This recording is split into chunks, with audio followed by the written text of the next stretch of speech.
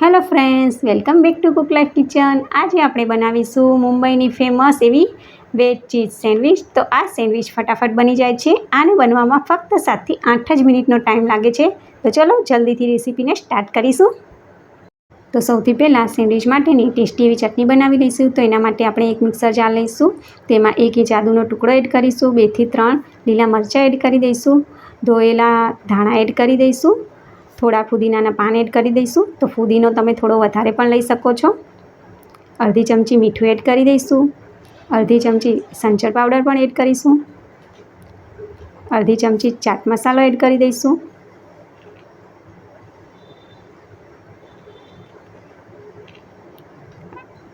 અડધી ચમચી વરિયાળી એડ કરીશું. તો વરિયાળીનો ટેસ્ટ આ ચટણીમાં ખૂબ જ સરસ લાગશે.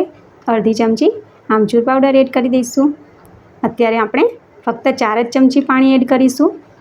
વધારે પાણી એડ નહીં કરવાનું. તો ચલો ચટણીને ગ્રાઇન્ડ કરી લઈશું. તો ફ્રેન્ડ, સેન્ડવિચ માટેની ટેસ્ટી એવી ચટણી તૈયાર થઈ ગઈ છે. તો હું તમને એની થિકનેસ બતાવી દઉં. તો આપણે આવી રીતે થોડી જાડી જ ચટણીને રાખીશું. જો તમે વધારે પાણી એડ કરશો તો એ બ્રેડ પોચી પડી જશે ચટણી જ્યારે લગાવશો ત્યારે. તો આપણે આ ચટણીને એક બાઉલમાં કાઢી લઈશું. અત્યારે મેં સેન્ડવિચ માટેની જે તૈયાર બ્રેડ આવે છે એ જ લીધેલી છે. તો અત્યારે મેં 6 બ્રેડ લીધેલી છે. તો જો તમારી પાસે આ રીતની બ્રેડ ના હોય તો તમારે જે નોર્મલ બ્રેડ આવે છે એમાં જે બાજુમાં જે બ્રાઉન ભાગ હોય છે તેને તમારે કાપી લેવાનો. તો બીજી બ્રેડને હું સાઈડમાં મૂકી દઈશ અને 2 બ્રેડને અત્યારે મેં ડીશમાં રાખેલી છે. તો આપણે તેના પર બટર લગાવી દઈશું. તો બટર આપણે જે રૂમ ટેમ્પરેચર પર હોય તેવું જ લેવાનું. ફ્રીજમાંથી કાઢીને તરત એનો ઉપયોગ નહીં કરવાનો. તો આપણે એવી જ રીતે બીજી બ્રેડ પર પણ લગાવી દઈશું બટર. તો આપણે બંને બ્રેડ પર બટર લગાવી દીધું છે ફ્રેન્ડ. તો હવે આપણે જે ટેસ્ટી ચટણી બનાવી હતી ગ્રીન કલરની એ લગાવી દઈશું. તો આપણે બંને બ્રેડ પર ચટણીને આવી રીતે ફેલાવી દઈશું. તો ચટણી તમે થોડી વધારે પણ લગાવશો તો સેન્ડવિચનો ટેસ્ટ ખૂબ જ સરસ આવશે અને બાળકોને ખૂબ જ ભાવશે. તો હવે આપણે 1 નંગ બાફેલું બટાકું બ્રેડ પર મૂકી દઈશું. તો બટાકું કે જે બાળકોને ખૂબ જ પ્રિય હોય છે. બાળકોને તમે પૂછો કે તમને કયું શાક ભાવે છે તો બાળકો એમ જ કહેશે બટાકાનું. તો આજે આપણે બટાકાની સ્લાઈસ મૂકી દઈશું બ્રેડ પર. તો હું આ જ રીતે બંને બ્રેડ પર આવી રીતે બટાકાની સ્લાઈસ મૂકી દઈશ.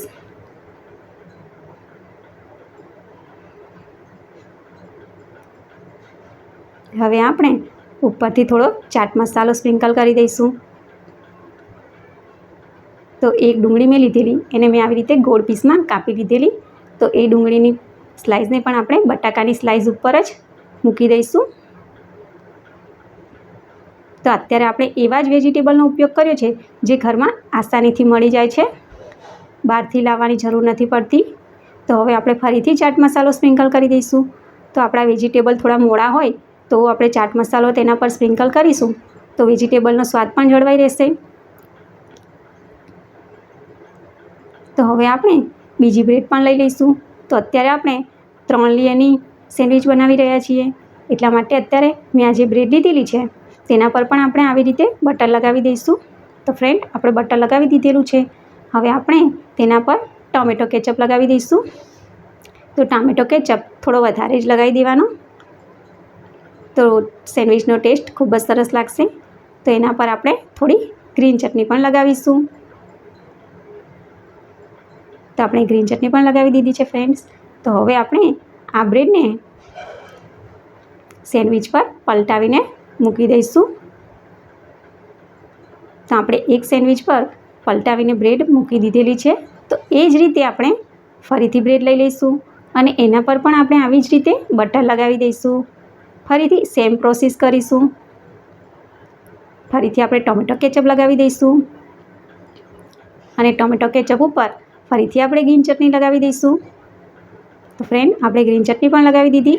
હવે ફરીથી આપણે પલટાવીને બીજી સેન્ડવિચ પર મૂકી દઈશું. તો આપણે બંને સેન્ડવિચ પર બ્રેડ મૂકી દીધેલી છે. તો હવે આપણે પાછળની તરફ પણ બટર લગાવી દઈશું. તો સેમ પ્રોસેસ આપણે બીજી બ્રેડ પર પણ કરીશું. એ જ રીતે આપણે બીજી સેન્ડવિચ પર પણ બટર લગાવી દઈશું. તો તમે જોઈ શકો છો કે આપણે બંને સેન્ડવિચ પર પાછળની તરફ બટર લગાવી દીધેલું છે.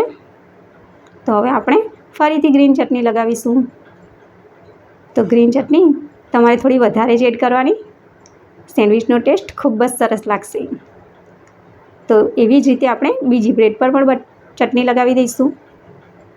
તો ફ્રેન્ડ, આપણે ચટણી લગાવી દીધી છે. હવે અત્યારે અમે એક નંગ ટામેટું લીધેલું, તેને પણ મેં આવી રીતે ગોળ પીસમાં કટ કરી લીધેલું. તો હવે આપણે તે સેન્ડવિચ પર ટામેટાની સ્લાઈસ મૂકી દઈશું. તો અત્યારે મેં એક સેન્ડવિચ પર મૂકી દીધેલી છે. એ જ રીતે હું બીજી સેન્ડવિચ પર પણ મૂકી દઈશ. તો હવે આપણે ફરીથી ટામેટાની ઉપર ચાટ મસાલો સ્પ્રિંકલ કરી દઈશું. તો ચાટ મસાલો આપણે સ્પ્રિંકલ કરી દીધેલો છે. અને હવે વારી આવી ચીઝની. તો ચીઝ બધાનો ખૂબ જ ફેવરેટ હોય છે. બાળકોને તો ચીઝ એટલે મજા જ પડી જાય. ચીઝ જોવે એટલે બાળકોને કોઈ પણ વસ્તુ હોય તો એ ભાવે જ. કોઈ પણ વાનગી બાળકોને ભાવે જ ચીઝ એટલે. તો ચલો હવે આપણે બીજી બ્રેડ લઈ લઈશું. તો બીજી બ્રેડ પર પણ આપણે બટર લગાવી દઈશું. તો આપણે બટર લગાવી દીધેલું છે. ફરીથી આપણે ટામેટો કેચઅપ લગાવીશું. તો અત્યારે આપણે આ છેલ્લી બ્રેડ છે તેના ઉપર આપણે થોડો વધારે ટામેટો કેચઅપ લગાવીશું.